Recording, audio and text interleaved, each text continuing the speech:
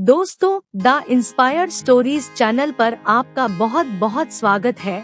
Video शुरू करने से पहले कृपया आप मेरे चैनल को सब्सक्राइब जरूर करें और साथ में बेल आइकन को भी दबा दें ताकि मेरे नए वीडियो का नोटिफिकेशन आपको मिल जाए। और अगर वीडियो अच्छा लगे तो कृपया लाइक, कमेंट और ज्यादा से ज्यादा शेयर करें। अब देर न करते हुए आज की साखी शुरू करते हैं।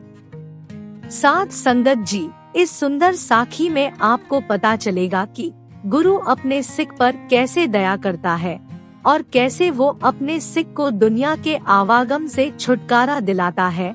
अगर आप भी जानना चाहते हैं कि गुरु अपने कौन से सिख पर दया करता है और कैसे उसको इस दुनिया से पार लगाता है, तो इस साखी को अंत तक जरूर सुने। इस साखी से आपको पता चलेगा कि हमें गुरु की दया लेने के लिए क्या करना चाहिए, हमें गुरु का प्यार पाने के लिए क्या करना चाहिए। अगर आप भी चाहते हैं तो इस साखी को बहुत ध्यान से सुनें और अपने जीवन में भी इस पर अमल करें। अब देर ना करते हुए साखी शुरू करते हैं।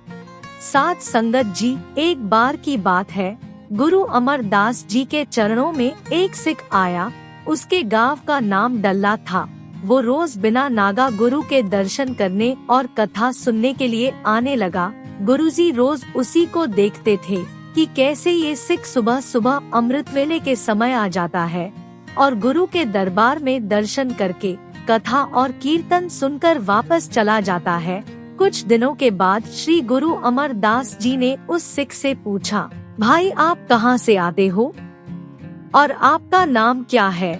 साध संगत जी, जब कोई सिख श्रद्धा भाव से गुरु के पास आता है तब गुरु खुद उससे पूछते हैं कि भाई तुझे क्या चाहिए, तेरी रजा क्या है।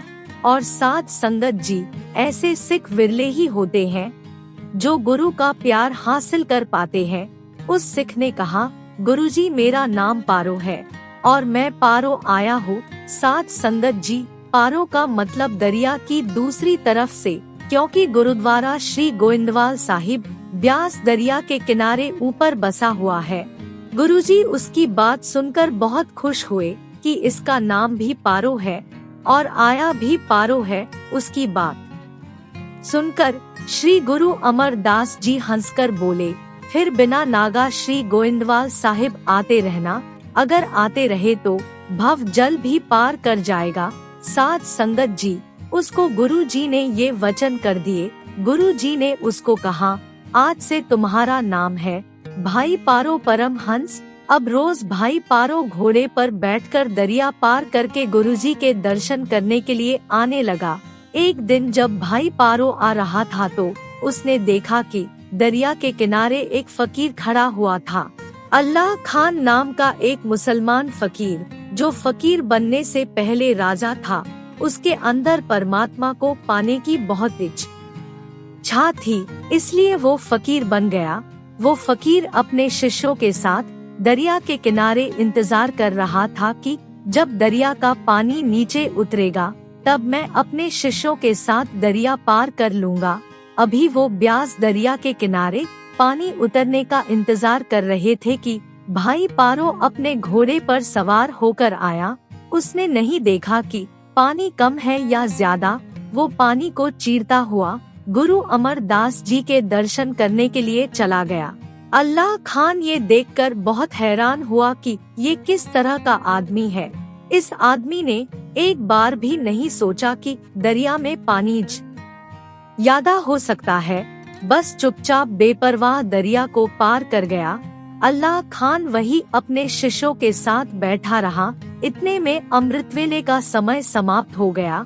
भाई पारो गुरु का कीर्तन और कथा सुनकर वापस अपने गांव की ओर चल दिया और बिना दरिया का पानी देखे वापस चलता हुआ दरिया को पार कर गया।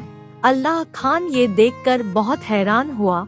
उसने भाई पारो को रोक कर पूछा और हाथ जोड़कर कहा, भाई तुम्हें पानी से डर नहीं लगता? भाई पारो ने पूछा, क्यों? अल्लाह खान ने कहा, दरिया में पानी इतना चढ़ा हुआ है, हम लोग रात से यही बैठे इंतजार कर रहे हैं कि पानी कम हो तो हम दरिया को पार करें। हम दरिया को अभी तक पार नहीं कर सके और तुम जाकर वापस भी आ गए हो। अल्लाह खान ने पूछा, तुम कहाँ से आए हो? भाई पारो ने कहा, श्री गोविंदवाल साहिब से आ रहा हूँ। धन गुरु अमरदास जी के दर्शन करके आ रहा हूँ। अल्लाह खान ने कहा, तुम्हें पानी में डूबने का डर नहीं लगा? भाई पारो ने अल्लाह खान से कहा, मुझे इस छोटे से दरिया से क्या डर लगेगा? मैं उस शक्ति, उस गुरु से जुड़ गया हूँ जिसने ये वचन किए हैं। भाई पारो, श्री गोविंदवाल साहिब आते रहना, तुम एक दिन भवजल से भी पार हो जाओगे। भाई पारो ने कहा, जो भव जल से पार उतार सकता है वो मुझे इस छोटे से दरिया में क्या डूबने देगा? जो भव जल से पार करने की ताकत रखता है वो इस दुनिया के दरिया में क्या डूबने देगा? अल्लाह खान उसकी बात सुनकर बहुत हैरान हुआ। उसने कहा, भाई क्या मुझे भी अपने गुरु के पास ले जा सकता है? भाई पारो ने अल्लाह खान को अपने साथ घोड़े पर बिठाया और दरिया को पार करता हुआ श्री गुरु अमरदास जी के पास ले गया। अल्लाह खान जब गुरु अमरदास जी के सामने पहुंचा तो गुरु जी के नूरानी चेहरे को देखकर देखता ही रह गया। उसे लगा कि ये कोई आम इंसान नहीं है। उसको गुरु अमरदास जी से इतना प्रेम हुआ कि अल्लाह खान वहीं रह गया। वो वहीं रहकर सेवा करने लग गया। वो जिस चीज की तलाश में भटक रहा था वो उसको गुरु जी के दर्शन करके मिल गई। अल्लाह खान को सेवा करते करते काफी दिन हो गए। एक दिन गुरु अमरदास जी ने अपने सिखों को 22 मंजियाँ दी परमात्मा का प्रचार करने के लिए। उनमें से एक मंजी अल्लाह खान की भी थी। श्री गुरु अमरदास जी ने उसको कहा, जाओ तुम भी परमात्मा के नाम का प्रचार करो। गुरु का इतना प्यार देखकर अल्लाह खान ने हाथ जोड़कर कहा, गुरुजी मेरी इतनी कमाई नहीं, आप मुझे इतनी बड़ी जिम्मेवारी दे रहे हो, मैं इस लायक नहीं हूँ। श्री गुरु अमरदास जी ने कहा, अल्लाह खान अब बात तुम्हारी कमाई की नहीं है। तुम जिसके साथ आए हो उसकी कमाई बहुत है। तुमने भाई पारो परमहंस की संगत की है। अल्लाह खान चंदन के पास रहने वाले भी चंदन की तरह ही हो जाते हैं और तू भाई परमहंस की संगत करके परमहंस हो गया है। साथ संगत जी, गुरु सिख की संगत करके सिख भी चंदन हो जाता है। साथ संगत जी, इस सुंदर साखी से हमें ये शिक्षा मिलती है कि हमें भी बिना नागा प्रेम प्यार और श्रद्धा के साथ सत्संग या गुरुद्वारे जरूर जाना चाहिए, क्योंकि कुछ नहीं पता कब वाहेगुरु की नजर हम पर पड़ जाए और कब वो हमारे ऊपर दया कर दे।